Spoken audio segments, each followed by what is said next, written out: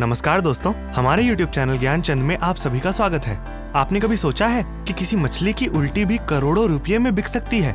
जी हाँ, हाल ही में ऐसा हुआ है। यमन एक गरीब देश है और इस देश में आजीविका का मुख्य स्रोत मछली पकड़ना है। 1 जून 2021 को जब यमन के 35 मछुआरे मछली पकड़ने निकले तो दक्षिणी यमन में एडन की खाड़ी में पानी में विशालकाय स्पर्म वेल को देखा और उसे पकड़ लिया जो मृत अवस्था में थी। मछुआरों ने समुद्र में मल की तेज गंध से यह सुनिश्चित कर लिया कि इस विशाल मछली में जरूर कुछ है और फिर उसे समुद्र किनारे लाए।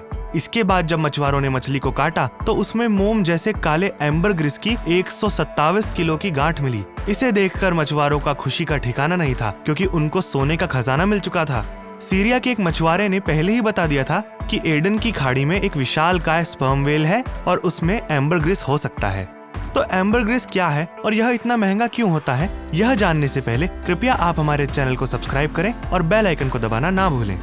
वेल की उल्टी को एम्बरग्रिस भी कहा जाता है। यह एक गंध युक्त पदार्थ है जो सिर्फ स्पर्म वेल के पाचन तंत्र में पाया जाता है। यह बहुत ही दुर्लभ है और अत्यंत मूल्यवान पदार्थ भी है। एम्बरग्रिस की गंध अच्छी नहीं होती, पर ये जैसे ही हवा, पानी और सूरज की रोशनी के संपर्क में आता है, इसकी गंध मीठी हो जाती है। इसका उपयोग परफ्यूम बनाने में किया जाता है। यह सुगंध की गंध को लंबे समय परफ्यूम में बनाए रखता है। पुराने समय में वेल वॉमिट का उपयोग दवाओं, औषधि और मसाले निर्माण के लिए किया जाता था और इससे उत्तम इत्र की गंध को भी स्थिर किया जाता था। एम्बरग्रिस ठोस मोम जैसा ज्वलनशील पदार्थ होता है जो वेल की किसी ऐसे शिकार से रक्षा करती है जिसका कोई हिस्सा नुकीला होता है। एम्बरग्रिस के होने से किसी नुकीले शिकार को खाने पर भी वेल के अंदरूनी हिस्से में चोट नहीं लगती है। तो क्या हर स्पर्म वेल में एम्बरग्रिस होता है? नहीं, स्पर्म वेल की हर उल्टी एम्बरग्रिस नहीं होती है। जो एम्बरग्रिस होती है उसकी इंटरनेशनल मार्केट में कीमत करोड़ों में होती है। जब स्पर्म वेल भोजन करती है तो उसमें छोटी बड़ी मछलियां जिसमें कटलफिश, स्किड, साथ ही साथ अन्य मछलियां और कई तरह के समुद्री जीवों को अपने भोजन के रूप में लेती है। इन शिकारों में कई के बड़े दांत और हड्डियां होती है।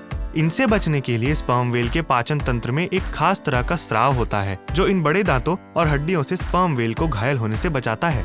स्पर्म वेल इन दांतों और हड्डियों को पचा नहीं पाती और उल्टी के रूप में बाहर निकाल देती है, लेकिन इसमें से कुछ हिस्सा स्पर्म वेल की आंतों में रह जाता है। जब स्पर्म वेल पानी में तैरती या गोता लगाती है तो उसकी आंतों के हिलने से यह हिस्से भी छोटे छोटे टुकड़ों में टूट जाते हैं और स्पर्म वेल के लिवर का बाइल जूस इसकी आंत में जाकर पाचक रसों के साथ मिलकर एम्बरग्रिस बनाता है।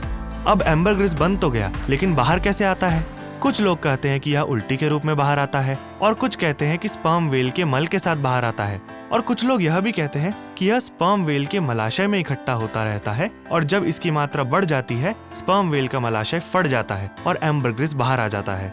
एम्बरग्रिस जैसे ही बाहर आता है यह समुद्र के पानी में तैरता है और ये बहुत ही दुर्लभ और बेशकीमती होता है, इसलिए इसे तैरता सोना भी कहा जाता है। अभी हाल ही में 35 मछुआरों को 127 किलो की एम्बरग्रिस की गांठ मिली थी जो कि करीब 11 करोड़ रुपए में बिकी थी।